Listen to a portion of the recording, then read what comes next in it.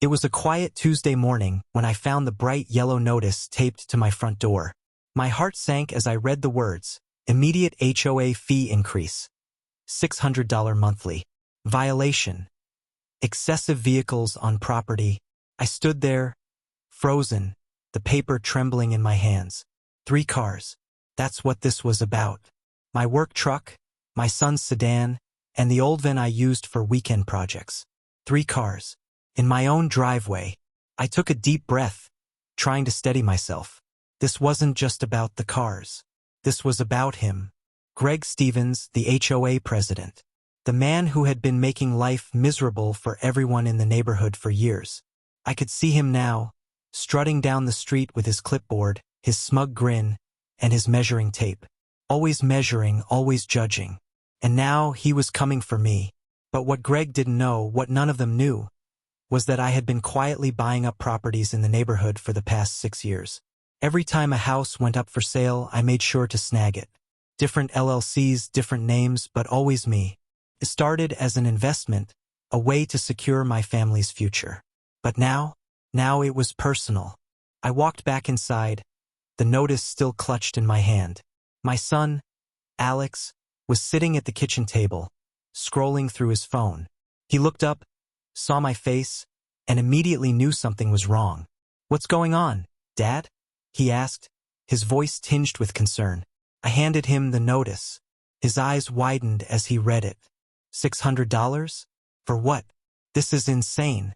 I nodded, my jaw tightening. It's Greg. He's been looking for a reason to come after us. And now he's found it. Alex slammed the notice down on the table. "We can't just let him do this, Dad. We have to fight back." I looked at my son, his face full of determination. He was right. We couldn't let Greg win. Not this time. But I had a plan. A plan I had been working on for years. And now it was time to put it into action. Later that afternoon, I stood in my home office, staring at the property maps spread out across my desk. Each lot was carefully highlighted, each house marked with a code. 6 years of planning, 6 years of waiting. And now it was all coming together. My phone buzzed. It was a text from my lawyer.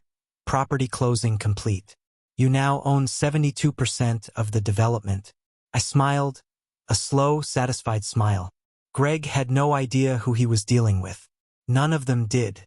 The emergency HOA meeting was called for that evening. Greg had made sure to schedule it at 7 p.m., knowing full well that most working families would struggle to attend. But I was ready. I walked into the community center, my leather briefcase in hand, and took a seat in the back row. The room was packed, neighbors whispering nervously among themselves. Greg stood at the front, his usual smug grin plastered across his face. "Let's begin," he announced, tapping his gavel on the podium. "As you can see from these photographs," he said, clicking through a PowerPoint presentation, "Mr. Carter's property has become a used car lot." A few gasps echoed through the room. I glanced around, noting the faces of my neighbors. Mrs. Martinez, who had been fined last month for having her grandson's car in her driveway. Mr. Patel, who had received a violation notice for parking slightly over his driveway line during the last snowstorm.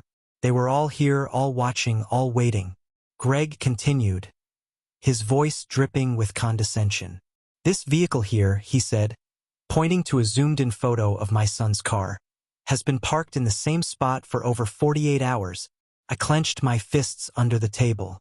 He failed to mention that my son had been home from college for the weekend. Of course, he did. The meeting dragged on as Greg presented his so-called evidence. Charts, complaints from anonymous neighbors, even weather reports suggesting my cars were creating excess snowdrifts on the street. It was absurd. But the worst part was the binder. A thick, leather-bound binder that Greg pulled out with a flourish. "I've documented every instance of vehicles entering and leaving Mr. Carter's property over the past 3 months," he declared, his eyes scanning the room for effect. My blood boiled. He had been tracking my family's movements, spying on us, for months. That's when Mr. Patel stood up. "Greg, isn't this a bit excessive? They're just regular cars in a regular driveway." Greg's face turned red. "You're out of order," he snapped. "You haven't been recognized by the chair." I watched as Greg's right-hand man, Tom, started handing out copies of a new proposed bylaw. One that would limit each household to 2 vehicles and require garage parking only. The absurdity of it all almost made me laugh. Almost.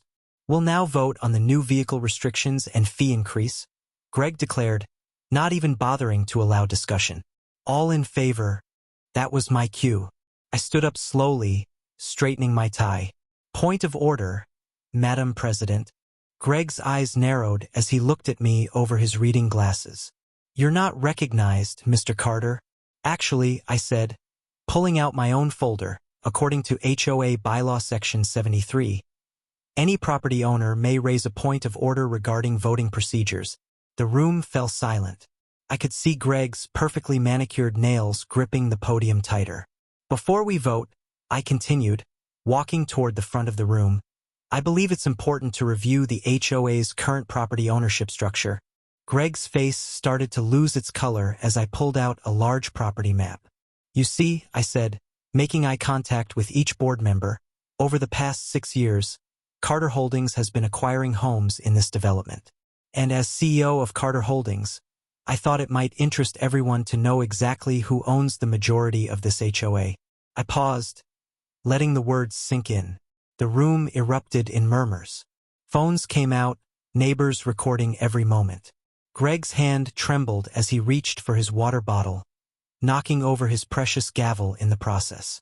And that's when Tom rushed to the podium, whispering something in Greg's ear. His eyes widened as he finally realized who he'd been messing with all these years. The meeting room fell silent as I stood up. My heart was pounding, but my voice remained steady. Greg's smug smile started to fade as I pulled out my leather briefcase. "Before we vote on these new fees," I said, "I have something important to share with everyone." I clicked open my briefcase and removed a thick stack of property deeds, laying them one by one on the table. Each paper represented another piece of my secret plan coming together. The room buzzed with whispers as I arranged them in neat rows. "For the past 6 years," I continued, "I've watched this HOA board ignore serious maintenance issues while harassing good neighbors over tiny things.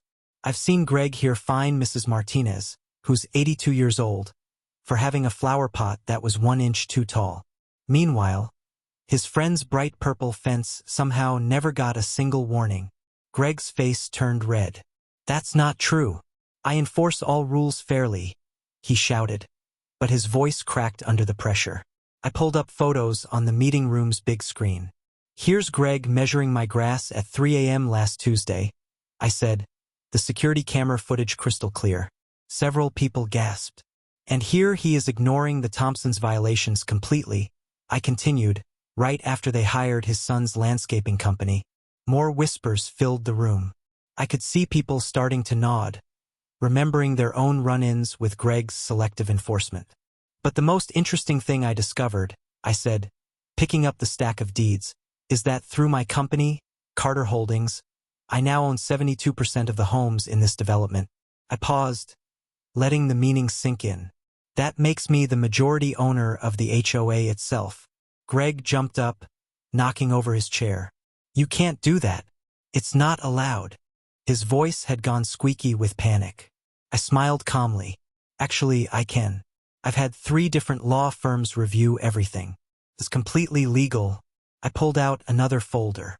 "I also have signed complaints from 35 residents about harassment, selective enforcement, and suspicious fees." The room erupted. Mrs. Martinez stood up, her voice shaking with emotion. "Last winter, they fined me $200 for not shoveling my walkway fast enough. I was in the hospital with pneumonia." Others joined in, sharing their stories. Greg tried to restore order, banging his gavel, but nobody was listening to him anymore. "I move to dissolve the current board," I announced. "We'll hold new elections with term limits and clear rules about conflict of interest. No more 3 a.m. grass measuring. No more selective enforcement." Mr. Patel raised his hand. I second that motion. Soon, hands were going up all around the room. Greg grabbed his designer briefcase and started toward the door. "This meeting is adjourned," he yelled. Actually, I said, still calm, according to HOA bylaws section 7.3, you need a majority vote to adjourn. And I don't think you have that anymore. I gestured at the deeds spread across the table. We're just getting started. Greg froze with his hand on the doorknob, realizing his power was slipping away. 20 years of ruling the neighborhood with an iron fist were coming to an end. The next few hours were a whirlwind. We uncovered years of Greg's secrets, mysterious pool renovation fees, questionable bank records, and even a secret Facebook group where he bragged about targeting certain families. By the time the local news van arrived, Greg was slumped against the wall, his face pale. I walked out of the community center that night with a sense of satisfaction I hadn't felt in years. The neighborhood was finally free. And the best part? Our property values went up 15% in the first month after Greg left. As I watched my son park his car in our driveway that evening, right next to my work truck and the old van, I couldn't help but smile. We had fought back, and we had won.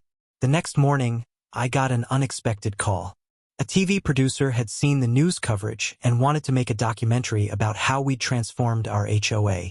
As I looked out at kids playing freely in their yards and neighbors chatting over garden fences, I smiled, thinking about Greg watching it from his new house with its one-car garage rule. The best part? Some of Greg's old friends stopped by to apologize, admitting they'd just been scared of becoming his next target. We still have an HOA, but now it protects the neighborhood instead of policing it. Every month, we use the fees for things that actually matter, improving the playground, fixing the pool, helping elderly residents maintain their homes. As I filed away the last of the court documents, my phone buzzed with a text. It was from Greg's new neighborhood watch group. They were asking for advice about dealing with their own power-hungry HOA president. I leaned back in my chair, thinking about how sometimes the best revenge isn't revenge at all. It's showing others how to stand up for themselves.